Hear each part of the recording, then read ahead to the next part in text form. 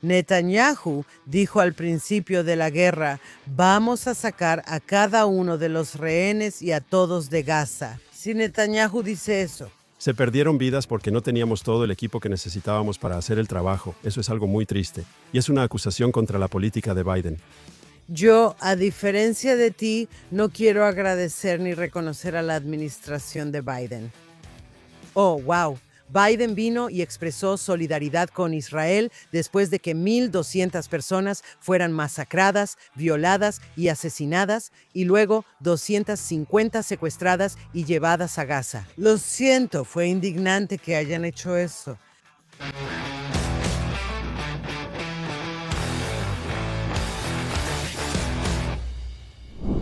Shalom y bienvenidos a otro episodio de Israel Indiplomático. Soy Mark Regev, su anfitrión, junto con Ruthie Bloom. Como de costumbre, hoy es 28 de enero y la importancia de hoy es la última. El rehén israelí Ron Gvili está siendo enterrado hoy en Israel. Con su familia, sus amigos y todo Israel presente apoyando a este último rehén que fue sacado de Gaza, ¿cómo te sientes acerca de todo esto? Ruthie.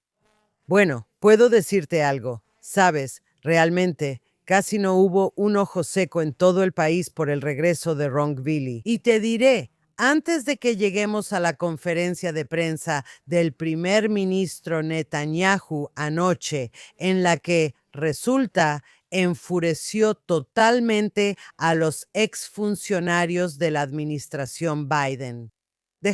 Creo que es muy importante que mostremos lo increíbles que son nuestros soldados de las Fuerzas de Defensa de Israel y cómo respondieron después de la localización. Por cierto, arriesgando enormemente sus propias vidas. Al localizar el cuerpo de Ron Gvili y cuando salió la noticia de que fue encontrado y sería regresado a Israel, veamos cómo respondieron.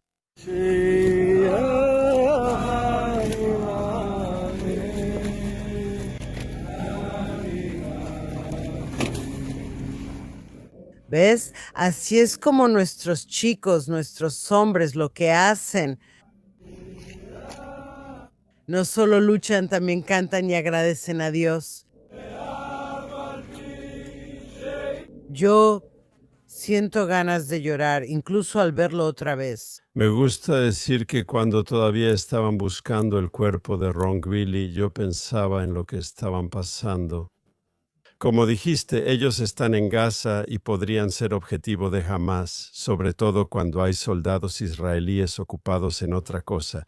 Hamás podría ver esto como oportunidad para lanzar una bomba, cohete o abrir fuego, así que arriesgaban sus vidas solo por estar ahí. Pero también creía que tenían razón. Buscando el cuerpo de este rehén israelí fallecido entre otros cuerpos, y debió haber sido emocionalmente muy difícil ir de cuerpo en cuerpo buscando al rehén israelí que todos estamos buscando. Aparentemente la yihad islámica lo enterró en una fosa común con víctimas palestinas. Y que estos soldados pudieran hacer ese trabajo tan difícil y, estoy seguro, desgarrador de revisar cuerpos, hasta que encontraron a uno de los rehenes israelíes para poder sacarlo de la fosa común y llevarlo a Israel para su entierro. Muy emotivo, creo yo, como digo, muy difícil hacer ese tipo de trabajo. No estoy seguro de que estén especialmente entrenados para ese tipo de trabajo, son soldados de combate, sí, pero aún así lo hicieron. Entendieron la importancia de su acción y su reacción al hallar el cuerpo es evidente. Esto también nos va a llevar al tema del enojo entre los exfuncionarios de la administración Biden, que tienen mucho descaro. ¿Y por qué es relevante? Como mencionaste, estos soldados tuvieron que descubrir fosas comunes que podían estar llenas de trampas explosivas. Durante toda la guerra había casas llenas de trampas explosivas. Hamás y la yihad islámica ponían trampas. Los soldados estaban en peligro todo el tiempo y murieron. Cuando sus vehículos fueron emboscados o pasaron por encima de bombas en la carretera o cuando entraron a casas buscando armas, terroristas y rehenes, por supuesto, había bombas. Así que en la conferencia de prensa del primer ministro Netanyahu, él, además de que, ya sabes, elogió el heroísmo de los soldados y de Ron Billy mismo, quien fue un héroe increíble. El 7 de octubre él murió después de matar él solo a más de una docena de terroristas. Él fue herido y solo lo mataron cuando se quedó sin balas. Después arrastraron su cuerpo a Gaza. Y él no estaba de servicio, oyó de la crisis y corrió desde su casa. Tardó 1 hora en llegar al frente. Se puso su uniforme, él estaba en la policía de Israel, en una unidad especial, se puso su uniforme y salió e hizo esto por sí mismo. Su madre dijo que él fue el primero en entrar y el último en salir. ¿Por qué esto es relevante para Biden? ¿Por qué? El primer ministro Netanyahu, al concluir su discurso y casi terminar de responder preguntas de los periodistas, dijo, tengo algo que agregar, dijo, sabes, en 2024 Hubo muchos soldados israelíes que perdieron la vida por falta de municiones y eso fue debido a un embargo, solo estoy parafraseando, un embargo por parte de la administración de Biden en ese momento. En ese momento, eso fue lo que supimos y se dijo, así que no puedes hacerlo. Pero si nos retienen armas, por cierto, armas y topadoras D9 y todo tipo de cosas, municiones, etcétera, que Israel pagó, no fue un regalo, Israel pagó por todo eso y se estaba reteniendo por razones políticas de Biden. Y como resultado, soldados mueren. Menciono esto porque en ese momento le dijo al secretario de Estado, Anthony Blinken, si lo haces, lucharemos con nuestras uñas. Preferimos no hacerlo, pero lo haremos si es necesario. Así que cuando mencionó esto de pasada y cómo, cuando llegó la administración de Trump, ese problema se resolvió. Así que, por supuesto, todos en la administración de Biden que trabajaron con Biden se volvieron locos y lo llamaron mentiroso y está por todas las redes sociales y tienen el descaro porque sí lo hicieron. Y creo que es muy importante enfatizar eso en este momento. Así que quiero ponerlo en contexto, si me lo permites, no es eso. Creo que fue directo contra la administración de Biden, aunque sabía que sus comentarios tendrían consecuencias. Él mencionó el costo que Israel pagó por liberar a los rehenes y participó en ello. Habló, pero no lo hizo. Dijo que fue demasiado diplomático para culpar específicamente a la administración de Biden.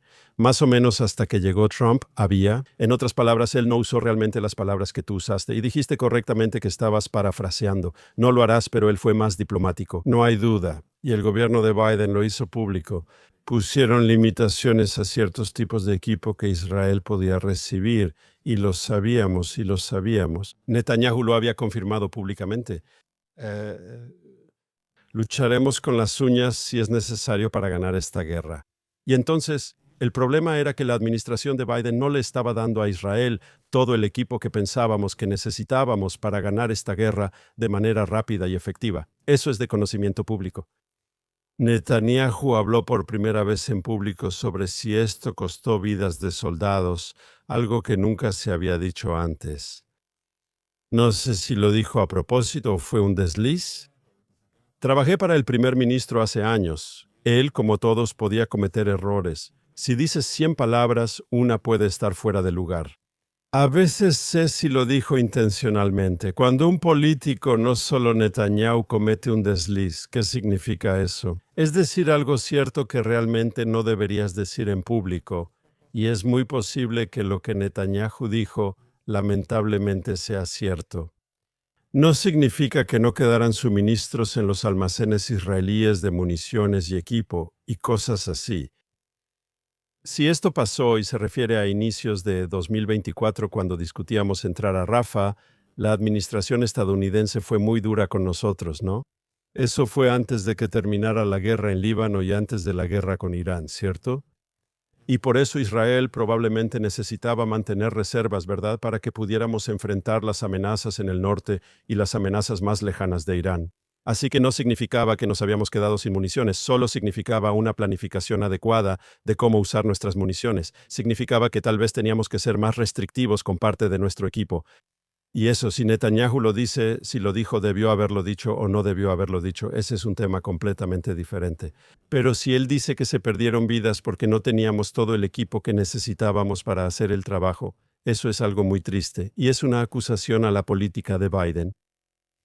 Mira, puede haber sido un error, como se dijo. O sea, sabemos que primero que nada es verdad y puede haber sido un error, pero no lo creo porque lo dijo en un. El otro contexto en el que lo dijo fue que necesitamos ser más independientes, necesitamos fortalecer nuestra industria militar nacional para que esto no vuelva a suceder, para que no dependamos de la manera en que lo hicimos. Y él también le ha dicho esto al presidente Trump. Este fue un mensaje para todos, también fue, en mi opinión, y por eso me alegra que lo haya dicho. Ya sea que lo haya hecho intencionalmente o no, sobre la pérdida de las vidas de los soldados, porque también estaba dando una señal a... Había muchos periodistas hostiles entre la multitud, no todos eran hostiles, pero sabemos de ciertos canales de televisión y periódicos hostiles quienes culpan a Netanyahu no solo por el 7 de octubre y la masacre, también lo culpan por la pérdida de vidas en Gaza, tanto de soldados como de rehenes. A pesar de que había una guerra en curso y considerando la pérdida de rehenes vivos que entraron a Gaza y que fueron asesinados por Hamás, porque según los que están en contra de Netanyahu, como escucharon que aviones o soldados israelíes se acercaban a un túnel, pues qué mal, perdimos más soldados, que perdimos soldados buscando a los rehenes, considerando que cada uno fue devuelto muerto o vivo. Y esto es algo que realmente es crucial señalar, porque Netanyahu dijo al principio de la guerra, vamos a sacar a cada uno de los rehenes y a todos de Gaza. Y eso incluye a 4 israelíes que estaban ahí desde 2014 y un poco después también. 2 israelíes que se habían adentrado en Gaza y 2 cadáveres de soldados que murieron en la guerra de 2014. Ya no quedan israelíes en Gaza. Y justo después del regreso de Gavili y esta escena tan hermosa, y por cierto, como dices, su funeral es hoy.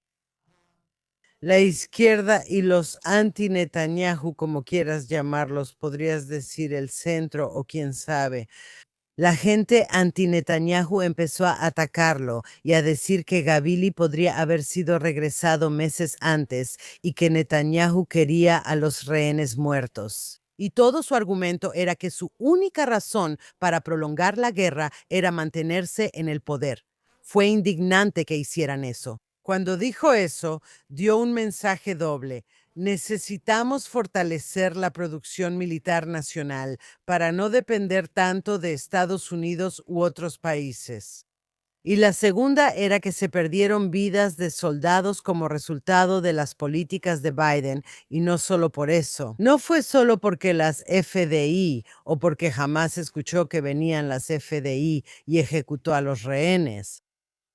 Así que quiero decir algo, creo que debe decirse en las semanas inmediatamente posteriores a la terrible masacre del 23 de octubre. El presidente Biden vino y dio su apoyo total, lo cual fue clave en los primeros días. Y debemos reconocer eso y creo que expresar gratitud. Pero no hay duda de que cuando llegó el 2024, o debería decir cuando comenzó el año nuevo, la administración de Biden se puso muy dura con Israel y recuerdo claramente que altos funcionarios decían que no deberíamos hacer esto ni aquello y pusieron esas sanciones o ciertos sistemas de armas y así sucesivamente. Hamás entendió que los estadounidenses buscan detener a Israel y no permitirán que termine su misión. Desde la perspectiva de la administración de Biden, los objetivos eran liberar a los rehenes y acabar la guerra. Eso resultó contraproducente porque daban falsas esperanzas a Hamás. Todo lo que Hamás tiene que hacer es apretar los dientes, aguantar el dolor. Al final, la administración de Biden va a frenar a Israel y no podrán terminar el trabajo. Solo tienen que esperar a que pase el tiempo hasta que, ya sabes, finalmente la administración de Biden controle a Israel o no. Si eso es cierto o no, no importa. Hamás creyó que era verdad por sus comentarios, especialmente sobre Rafa, que no debían entrar, que no era correcto y que no apoyaban eso. Y públicamente, ya sabes, hablaron sobre las restricciones de armas para Hamás. Eso fue un regalo desde la forma en que ellos veían el mundo. Y no creo que sea una coincidencia. Cuando Trump llegó, conseguimos el alto al fuego precisamente porque Trump dijo muy públicamente que los israelíes podían entrar ahí y terminar el trabajo. Y todo el infierno, mira, ¿cómo lo dijo? Todo el infierno se desatará y así sucesivamente. Fue cuando Hamás entendió que Israel tenía la capacidad y la luz verde de Washington para terminar el trabajo correctamente y con todas las armas que necesitábamos. No tengo ninguna duda de que eso contribuyó a conseguir el acuerdo de alto al fuego que obtuvimos a finales del año pasado o hacia finales del año pasado. Sin duda, pero yo, a diferencia de ti, no quiero darle ningún crédito ni agradecimiento a la administración de Biden. Oh, wow.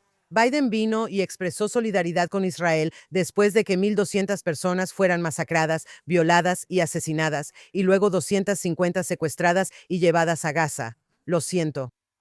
Vaya, un aliado. Por cierto, Israel es el mayor aliado de Estados Unidos y viceversa. Oh, wow. Expresaron solidaridad cuando yihadistas sedientos de sangre masacraron a todos, así que no les doy ningún crédito por tener la más mínima crítica. Y eso no fue lo único de lo que Hamás tomó, digamos, esperanza. También fue la izquierda israelí protestando en las calles y gritando que todo esto sucedió ahora. Claro, no me molestaron las protestas del 7 de octubre.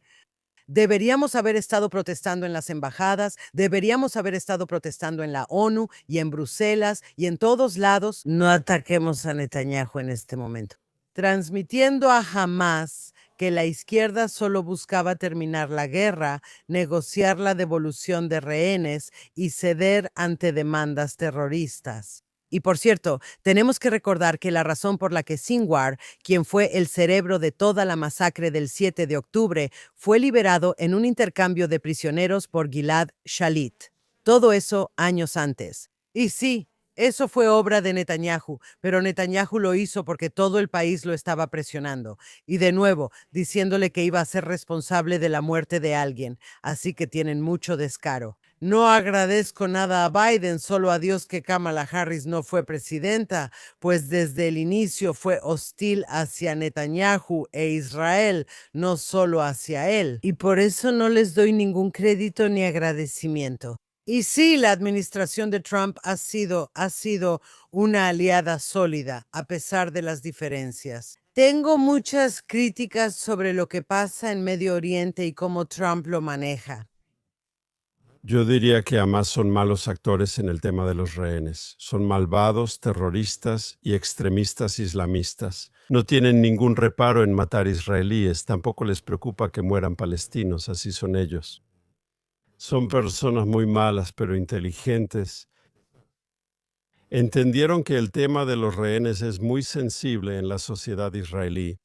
Entendieron que tienen rehenes, tienen influencia y que la sociedad israelí, desde abajo hacia arriba, sí, tanto a nivel de base como en el liderazgo, valoramos muchísimo la vida de nuestra gente y al tomar rehenes sabían que tenían activos estratégicos.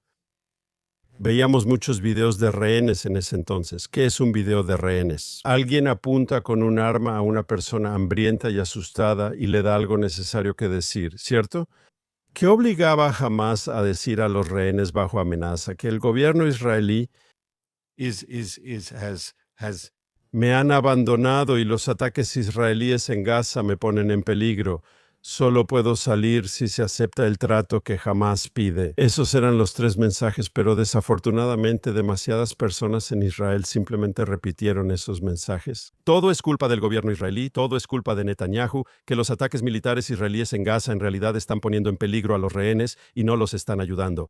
Finalmente debemos aceptar todas las demandas de Hamás. Incluso un miembro destacado del partido de Yeshid Lepid, uno de los principales de la oposición, está de acuerdo.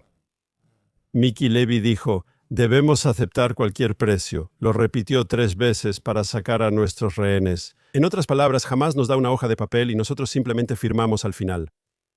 Y creo que mirando hacia atrás, espero que muchas personas que tengan cerebro piensen muy cuidadosamente sobre esto, cómo participaron en el juego de propaganda de Hamás. Ahora dijeron que lo importante era sacar a todos y Netanyahu con sus políticas lo hizo. ¿Hamás habría liberado a alguien si hubiera firmado? Especialmente si aceptábamos todas sus demandas, retirarnos a las líneas anteriores al 7 de octubre y liberar a todos sus rehenes. Los terroristas de Nukba, perdón, no la Nakba, los terroristas de Nukba, sí, las personas que cruzaron la frontera y masacraron, violaron y decapitaron, y así sucesivamente. ¿Verdad? Tuvimos que acceder a muchas cosas y firmar que no regresaríamos a Gaza. ¿Crees que habríamos recuperado a todos los rehenes? Lo dudo.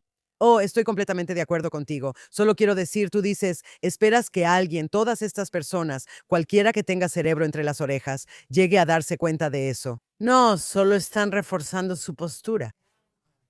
Nadie ha dicho, wow, tengo que decirte, nadie en Israel y probablemente fuera de Israel también, ya sea que apoyáramos a Netanyahu o no lo apoyáramos, es irrelevante. Nadie creía, y me incluyo, nadie creía que todos y cada uno de los rehenes iban a salir de Gaza. Debo ser honesta. Siempre dudé que alguno regresara, quizás solo unos pocos. Hubo algunas operaciones de rescate. Seguíamos diciendo, mira, estos no son los días de Entebbe, no podemos rescatarlos, y jamás, jamás se va a rendir. Y aunque lleguen a liberar a algunos, siempre van a retener a otros. Así que, etcétera.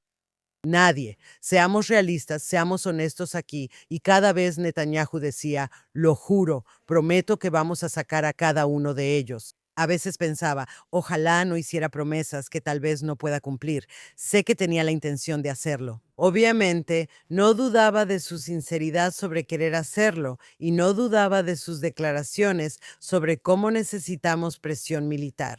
No dudaba de él en absoluto, pero realmente no creía que lo fuéramos a hacer y sucedió, y todo el mérito es de él. Lo siento, ¿quién pensaría que eso pasaría? Es un verdadero milagro.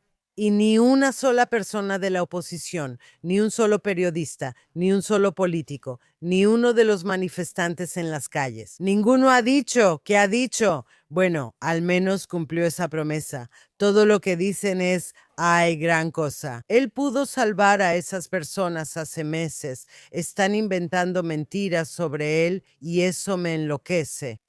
Sabemos quiénes son esas personas y que es año electoral, así que quieren derrotarlo. Pero déjenme decir una cosa, si esas personas piensan que les va a ayudar electoralmente seguir acusando al primer ministro y a su gobierno de haber querido rehenes muertos, si creen que eso les va a dar votos en las urnas, están muy equivocados. Así que por mí, sigan así, sigan así. Solo lograrán aumentar los mandatos de la derecha y extrema derecha. Al igual que tú, yo también dudaba si lograríamos liberar a todos los rehenes. Al principio había más de 250 retenidos en Gaza. Pensé que podríamos sacar a varios, pero no a todos. Israel todavía tiene un trauma nacional por un piloto israelí, o en este caso era un navegante que fue derribado sobre el Líbano en los años 80. Ron Arad. Aún no sabemos qué le ocurrió ni dónde está su cuerpo. Su familia sigue sin cierre. Y pensé que de estos más de 250 rehenes que fueron tomados, habrá al menos, ya sabes, varios Ron Arad de los que nunca sabremos qué les pasó.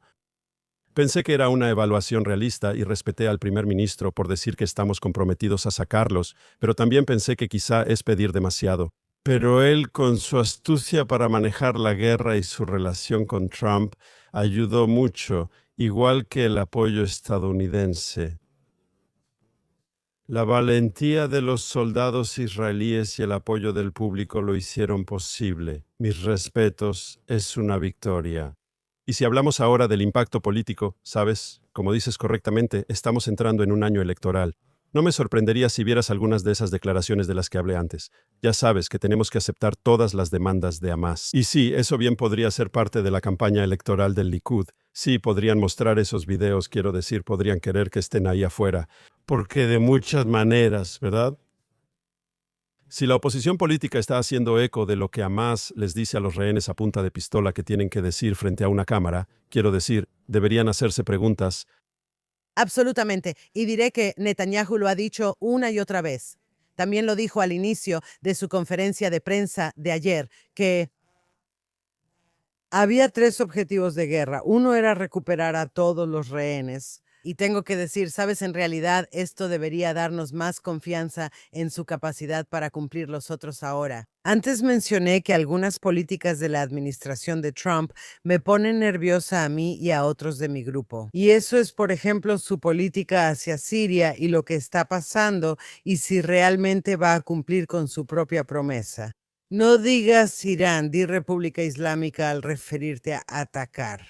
Debemos enfatizar que el pueblo iraní no es la República Islámica, por eso hago esa distinción. Sabes, el presidente Trump hace más de 2 semanas, creo que ya son 3 semanas, les habló a los manifestantes, les dio un mensaje: sigan adelante en Irán, ¿La ayuda está en camino? la esperanza está en camino. Y luego leímos en el New York Times que Israel dijo: esperen, aún no estamos listos para un ataque. Si hay represalia, Netanyahu dijo, si Irán ataca, responderemos con una fuerza nunca vista. Aunque tú y yo, sabes que siempre he dicho, dejemos de decir que vamos a responder y mejor anticipémonos, porque no quiero que seamos blancos fáciles aquí, no queremos ser blancos fáciles, pero aquí hay buenas noticias. Cada noche todos se van a la cama y dicen, ¿va a pasar esta noche? ¿Qué está pasando? ¿Estados Unidos va a atacar? ¿Israel se va a unir o no? ¿O qué? Pero aquí hay algo que dijo el presidente Trump ayer. Veamos lo que dijo sobre Irán y sobre los preparativos para un posible ataque a Irán. La gente esperó 22 años para esto y estábamos al final. Faltaba un mes para que tuvieran un arma nuclear. Tuvimos que hacerlo. Y por cierto, hay otra hermosa armada navegando hermosamente hacia Irán en este momento, así que ya veremos. Espero que lleguen a un acuerdo. Ruthie, tú y yo a veces no estamos de acuerdo, como saben nuestros espectadores y oyentes. Pero dice algo muy interesante, dice esto Ahmada o dice hermosa Ahmadi, en camino. Así que está haciendo una amenaza y luego inmediatamente dice y se repite. Espero que lleguen a un acuerdo. Espero que ahora lleguen a un acuerdo, el tipo de acuerdo que está sobre la mesa, según entiendo, dice él. Desmantelamiento completo de su programa nuclear y balístico sin enriquecimiento ni misiles. Deben abandonar todo esto. No pueden apoyar a los grupos terroristas. En otras palabras, no pueden seguir financiando y apoyando a Hamas y Hezbollah, la yihad islámica y los hutíes. Correcto. Si están de acuerdo con eso y las milicias en Irak, debo decir que es importante para Estados Unidos, donde hay muchos soldados estadounidenses. Si están de acuerdo, podemos llegar a un acuerdo ahora. A simple vista suena inteligente. ¿Usamos esta armada para golpearlos fuerte o aceptan estas condiciones? Soy escéptico y podría equivocarme. Antes dudé de Netanyahu y los rehenes, pero me equivoqué. Los liberó a todos. Sí, pero dudo que los iraníes puedan aceptar todas esas demandas. Me parece que, es cierto, ellos pueden mantenerse en el poder y conservar su régimen y ese tipo de cosas. Pero soy escéptico. Si pueden aceptar esas demandas de Estados Unidos, me parecería que es demasiado para el régimen iraní. Quizá acepten y lleguen a un acuerdo. Ay, por favor, primero que nada, no importa si aceptan, no lo harán. Además, no están en posición de hacer nada. El rial se ha desplomado, todo el país está en la ruina, ¿de acuerdo? Y ese régimen es lo único que queda en pie, masacrando. Están masacrando a su propia gente. No hay ningún buen trato que puedas hacer con la República Islámica. No importa lo que acuerden, no cumplen ni aunque los acepten. No lo hay. Esto es, diré que me gusta cuando el presidente Trump es divertido, ¿sabes? Una hermosa armada en camino a Irán. Genial. Él espera un acuerdo. Yo no. Este es mi mensaje para el presidente Trump. Ningún acuerdo con ese régimen es un buen acuerdo. Pregunta a quienes son masacrados a diario. Eso no existe. Yo sigo esperando. Dice ser escéptico, pero yo no usaría esa palabra. No soy escéptica. Sé que no se puede hacer un trato con yihadistas, no se puede, y veremos qué pasa en Gaza, etcétera, pero el punto es sobre Irán. Todo lo que puedo decir es que más le vale que se esté preparando para usar esa hermosa armada. Tú expresas tu preferencia y yo analizo la situación. Se ha informado ampliamente sobre el canal secreto de comunicación entre Steve Witkoff y el ministro de Relaciones Exteriores de Irán. Y están compartiendo conversaciones, están compartiendo mensajes de WhatsApp y están hablando. Y yo pensaría que si los iraníes toman en serio estas amenazas de Estados Unidos como deberían, y creo que lo están haciendo, te responderán. Tienes 3 demandas centrales: nucleares, misiles y representantes. Te daremos una de 3 o 2 de 3. ¿Y qué hace Trump entonces?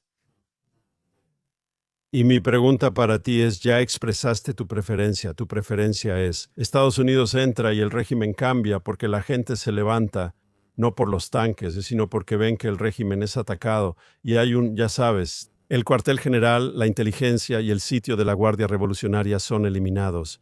Quizá también el líder supremo y el parlamento, lo que haría que la gente tome el control. Está bien, esa es tu preferencia y quizá la mía. ¿Cuál es tu análisis? Si los iraníes ven las palabras de Trump y el acercamiento de Ahmada, ¿aceptarían darles 2 o 1,5 de 3? ¿Qué haría Trump entonces? Está bien, ¿quieres mi análisis y no solo mis esperanzas y sueños? Sí, mi análisis es el siguiente. Primero que nada, depende de a qué parte de su administración realmente va a escuchar.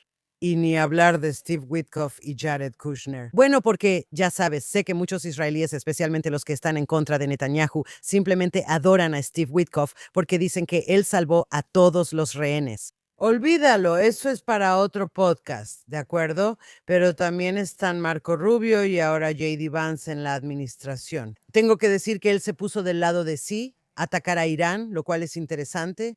Pero mi análisis es que, juzgando por lo que Trump ha estado haciendo hasta ahora, no va a escuchar a Steve Witkoff. Si Witkoff hace esos tratos, me indigna que hable con ellos. Sabemos que él y Jared Kushner hablan y tienen intereses financieros en Qatar, además adoran a sus amigos cataríes. Pero eso no significa que, por lo tanto, la administración deba rendirse y hacerse la muerta frente a un régimen que está colapsando, que está implosionando. Pero como último acto, simplemente está matando a decenas de miles de personas inocentes. Así que si no tomamos... Y por cierto, ayer fue el Día de la Memoria del Holocausto, el Día del Recuerdo, y creo que no me gusta comparar el Holocausto con ningún otro genocidio en el mundo porque es algo único y fue contra los judíos. Pero sí tenemos que recordar, no como los mentirosos que llamaron genocidio a lo que Israel hizo en Gaza. Pero lo que tenemos que hacer es decir que estamos viendo en tiempo real un asesinato masivo en Irán. Y es nuestro deber como occidentales, como israelíes, como estadounidenses, hacer algo para ayudarlos y rescatarlos de eso y ayudarlos a derrocar su régimen. Sí. Así que diré lo siguiente, tienes un presidente muy, muy fuerte y poderoso cuya presencia imponente domina su propia administración. Y él ha hablado con el secretario de Guerra y el secretario de Guerra y el Pentágono, y en este caso específicamente la Marina, pero no solo la Marina, también la Fuerza Aérea, le han preparado opciones. No sabemos exactamente cuáles son esas opciones, pero él tiene que elegir. Tiene opciones militares viables, tiene recursos militares en la zona y puede elegir usarlos al mismo tiempo. Su equipo de negociadores secretos, en este caso tu amigo Steve Witkoff, está trabajando en soluciones diplomáticas, Al final ambos irán con el presidente y le dirán que tiene 2 opciones. No sé cómo decidirá Trump, sobre todo si Witkoff propone algo que suene bien. Si Witkoff no trae nada, el Pentágono aún tiene opciones, ¿no? Y no sé qué camino tomará Trump y tendremos que esperar y ver. Vimos en Venezuela, sí, un ataque quirúrgico muy limitado, muy posicionado, y se echó para atrás en el cambio de régimen. Mismo régimen, distinto liderazgo. Mencionaste el día de la conmemoración del Holocausto, que fue ayer. Y nosotros, por supuesto, en Israel tenemos Yom HaShoah, que es según el calendario hebreo, justo después de la Pascua, después de Pesaj. El Día Internacional de la Conmemoración del Holocausto se eligió porque fue cuando Auschwitz fue liberado al final de la Segunda Guerra Mundial. Yo, por supuesto, pienso en mi padre y en el mundo donde nació, en Alemania en 1931, y luego el pueblo judío enfrentaba un grave peligro. Tal vez no se dieron cuenta hasta que fue demasiado tarde, pero estábamos enfrentando un grave peligro. Y el pueblo judío en ese momento estaba sin hogar, sin Estado y sin defensa. Y lo que deberíamos decirles a nuestros hijos es que hoy el pueblo judío ya no está sin hogar, sin Estado ni sin defensa. Podemos cometer errores. El 7 de octubre fue un gran error de Israel por el que pagamos caro. El hecho de tener un Estado y la capacidad de defendernos, eso es una verdadera revolución en el Estado del pueblo judío, eso es un verdadero cambio, un cambio significativo. Un pueblo que fue discriminado y tratado como basura y tratado peor que los animales. Sí, nadie extermina a los animales sin una buena razón. Sí que ahora podemos ponernos de pie con fuerza, mantener la cabeza en alto y protegernos de quienes nos odian. Eso es algo que nunca debemos olvidar. Esa es la revolución sionista de todas las revoluciones del siglo XX. En muchos sentidos, la revolución sionista fue la más exitosa y todos podemos estar agradecidos por eso. Oh, absolutamente. Solo me gustaría decir, ya sabes, desafortunadamente o afortunadamente, tu difunto padre no vivió para ver la explosión del antisemitismo en todo Occidente.